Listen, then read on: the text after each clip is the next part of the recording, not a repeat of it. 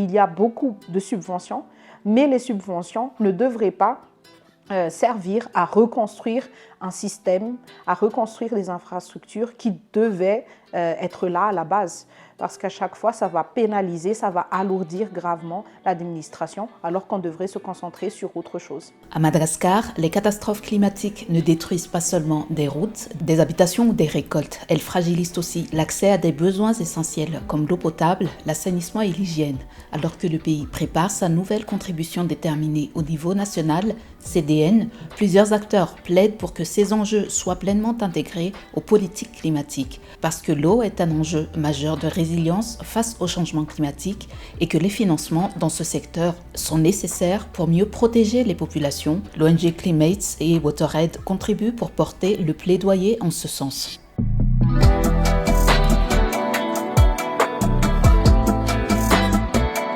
Au sein de Climates, nous sommes conscients des réalités. Par exemple, vu que Madagascar est un pays agricole, tout tourne autour de l'agriculture. Donc c'est vrai que s'il y a des catastrophes, ce sont les pertes agricoles qui sont les plus visibles, donc au début.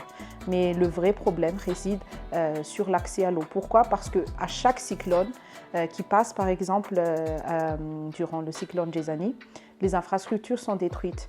Il y a une infiltration importante des points d'eau, des ressources en eau. Et ça peut causer plusieurs problèmes, notamment les maladies hydriques.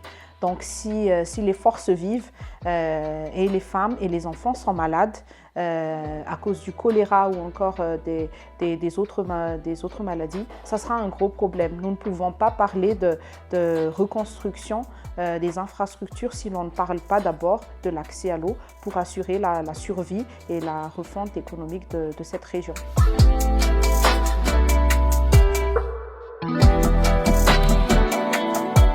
On ne peut pas reconstruire l'agriculture sans reconstruire l'assainissement d'abord. Parce que quand on parle de l'assainissement, le WASH, notamment l'assainissement hygiène, il y a 3 facteurs à prendre en compte. Ce n'est pas seulement une question d'eau potable, il y a à côté des infrastructures, il y a à côté le service de santé qui va ensemble refléter ce besoin primaire de Madagascar. Parce que quand on parle de WASH, c'est surtout humanitaire.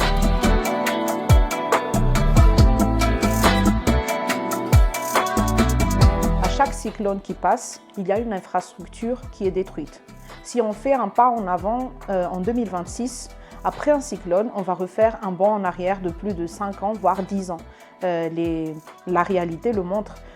Si on prend l'exemple de la sécheresse, par exemple, dans le sud, à chaque point d'eau qu'on construit, une fois qu'il y a les extrêmes climatiques, ça va se détériorer. Pourquoi? Parce que nos infrastructures ne sont pas adaptées pour les chocs climatiques. Le fait donc de mettre en place des infrastructures qui soient résilientes, mais qui soient adaptées, pourra assurer non seulement que même s'il y a les catastrophes naturelles qui passent, nos infrastructures seront encore mises en place. C'est vrai qu'il y a les aides, il y a beaucoup de subventions, mais les subventions ne devraient pas servir à reconstruire un système, à reconstruire les infrastructures qui devaient être là à la base. Parce qu'à chaque fois, ça va pénaliser, ça va alourdir gravement l'administration, alors qu'on devrait se concentrer sur autre chose.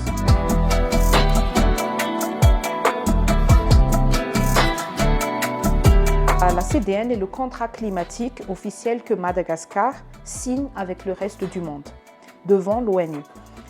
Pour les années à venir surtout. C'est le document stratégique qui va dicter nos actions. Ça va également dicter où vont s'orienter les financements climatiques. Si un secteur, si un domaine n'est pas mentionné dans ce CDN, ça voudra dire pour les bailleurs que ce domaine n'existera pas pour les financements. Ça sera donc très difficile pour Madagascar de parler de WASH si le WASH n'est pas mentionné dans ce CDN. C'est pourquoi il faut que durant cette session qui aura lieu le 29 mai, il faudra que les sorts des Malgaches soient pris en compte parce que ce document sera pris en compte pour les 5 ans à venir.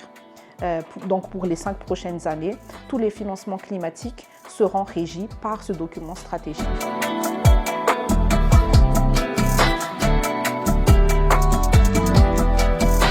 s'est passé, c'est que nous, on parlait souvent de l'atténuation, mais ce n'est pas le cas pour Madagascar. L'atténuation, c'est surtout pour les pays nordiques, parce qu'ils sont de gros émetteurs de CO2.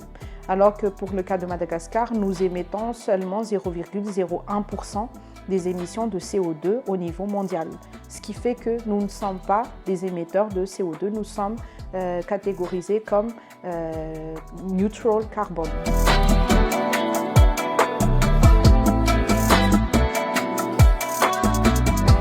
Directement à la question, l'un des indicateurs, il y en a 11, mais le principal indicateur, on va dire, c'est le taux d'infrastructure, le nombre d'infrastructures d'eau potable construites qui suivront les normes de résistance cyclonique. Et ça, c'est l'un de nos indicateurs. Pourquoi? Pour revenir à la première question, c'est que même s'il y a les catastrophes qui vont passer, ces points d'eau résisteront. Ce qui se passe actuellement, c'est qu'à chaque fois qu'il y a un cyclone, il y a une infiltration. Et cette eau potable n'est plus potable. Dans la pratique, on ne devrait même plus l'utiliser. Mais ce n'est pas le cas. Nous, on vit à Madagascar, on va juste se dire il faut juste bouillir l'eau et on peut la boire. C'est notre cas actuellement.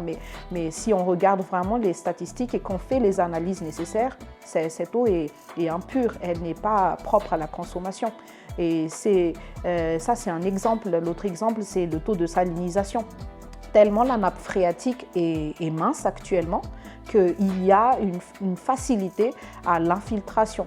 C'est pourquoi, si nous, on va partir sur les régions côtières, à chaque fois que vous boirez l'eau du robinet, vous sentirez le goût de la mer parce que l'eau est salée, elle n'est pas potable, elle ne suit pas les normes en termes de taux de salinisation ou de pourcentage et ça c'est un problème. Mais nous sommes tellement complaisants que nous acceptons des situations parfois qui ne sont pas acceptables.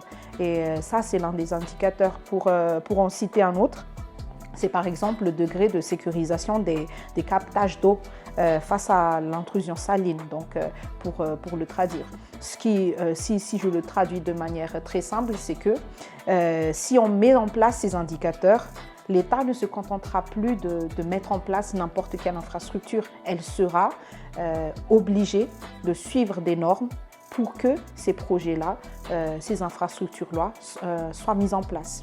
Si ces infrastructures ne suivent pas les normes, elles ne seront pas bancables, elles ne seront pas acceptées, ni même financées.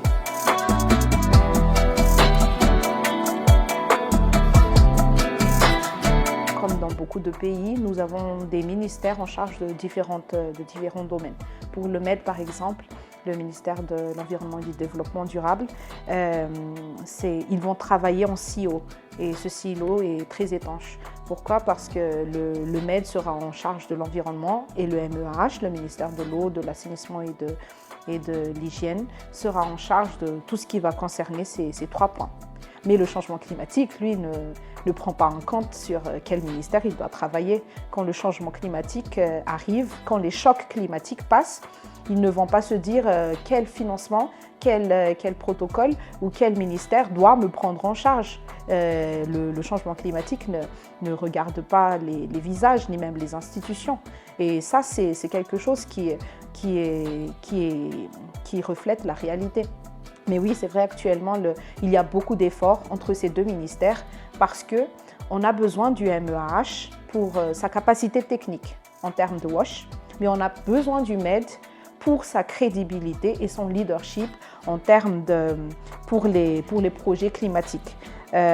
Donc c'est pour ce mandat climatique du MED qu'il faut que ces 2 institutions collaborent. Il faut que les 2 ministères soient en corrélation directe et ça c'est quelque chose qui est déjà en place actuellement et qu'on essaie encore de pousser un peu plus pour briser les barrières protocolaires surtout et pour se dire que l'enjeu est au-delà du ministère, de chaque ministère, l'enjeu est mondial.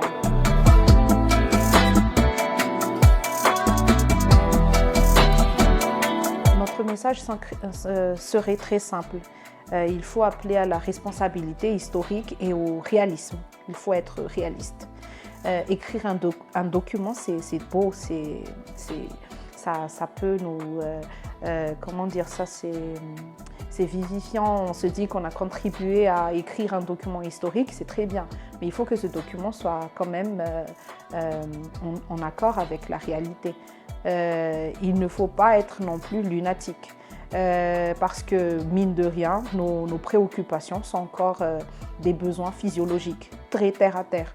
On n'est pas encore sur les... C'est vrai qu'il faut parler des enjeux mondiaux, il faut parler de la digitalisation qui est très importante, il faut parler de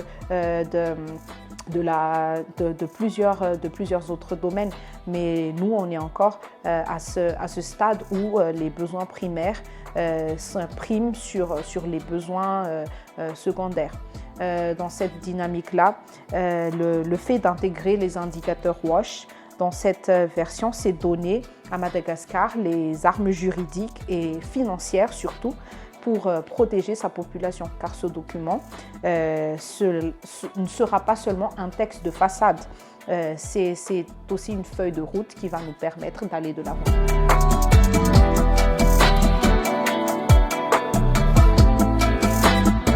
Le rôle, ça serait surtout comme celui de Clément, de briser le jargon.